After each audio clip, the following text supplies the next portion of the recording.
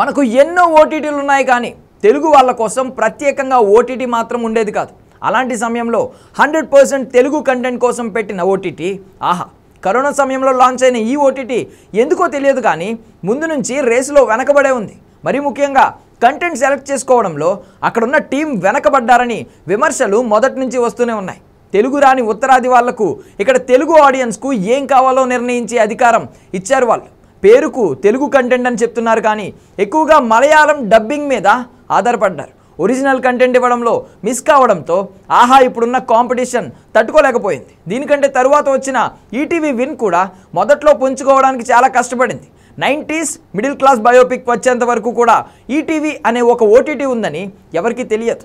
ఆ సిరీస్ తీసుకొచ్చిన విజయాన్ని ఈటీవీ చాలా బాగా వాడుకుంది. ఆ తర్వాత మంచి ఒరిజినల్స్ చేస్తూ ప్రేక్షకులకు అందిస్తూనే ఉంది ఈటీవీ విన్. అంతేకాదు క్రేజీ సినిమాలు కూడా స్టార్ వాల్యూ కోసం నిలబడకుండా కమిటీ కుర్రాళ్ళు, కోర్ట్ లాంటి కంటెంట్ బేస్ ఉన్న సినిమాల వైపు ఎక్కువగా అడుగులు వేస్తున్నారు ఈటీవీ విన్. కాకపోతే సరిగ్గా ఇదే విషయంలో ఆహా పూర్తిగా వెనకబడింది.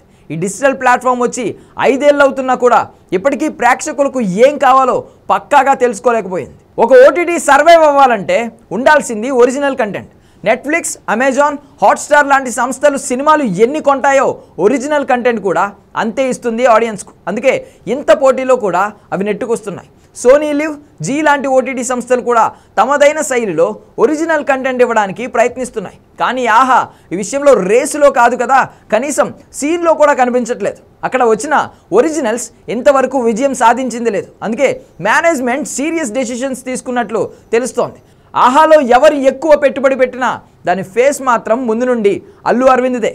అది ఆయన ఓటీటీగానే పాపులర్ అయింది. తాజాగా నష్టాల బారిన నడుస్తూ ఉండడంతో ఏకంగా 60 మంది ఎంప్లాయీస్ను ఒకేసారి యాజమాన్యం తప్పించినట్లు తెలుస్తోంది. పూర్తిగా కొత్త టీంతో ముందుకు వెళ్ళాలని వాళ్ళు ఆలోచిస్తున్నారు. అంతేకాదు అల్లు అరవింద్ కూడా ఈ సంస్థ నుంచి బయటకు వచ్చే ఆలోచనలో ఉన్నట్లు ప్రచారం జరుగుతోంది. అనవసరంగా నష్టాలు తప్ప ఆహా మెయింటైన్ చేయడం వల్ల ఒరిగేదేమీ లేదని ఆయన ఒక నిర్ణయానికి వచ్చినట్లు వార్తలు వస్తున్నాయి. అందుకే తన వంతు వాటా తీసుకుని అల్లు అరవింద్ ఆహా నుంచి వాకౌట్ చేస్తాడని తెలుస్తోంది. ఇప్పటికే దీనికి సంబంధించిన పేపర్ వర్క్ మొత్తం అయిపోయిందని, అగ్రిమెంట్స్ మాత్రమే బ్యాలెన్స్ ఉన్నాయనేది ఇండస్ట్రీ నుంచి వస్తున్న సమాచారం. ఇదే నిజమైతే మాత్రం ఆహా యాప్కు ఇంతకంటే పెద్ద షాక్ మరొకటి ఉండదు. ఎందుకంటే ఇన్ని రోజులు ఇది అల్లు అరవింద్ ఓటీటీ కాబట్టి కొద్దో గొప్ప జనాల్లోకి వెళ్ళింది. ఇప్పుడు ఆయనే బయటకు వచ్చేస్తే దాన్ని ప్రమోషన్ చేయడం కూడా చాలా కష్టం. ఇప్పుడున్న పోటీని తట్టుకుని ఆహా నిలబడాలంటే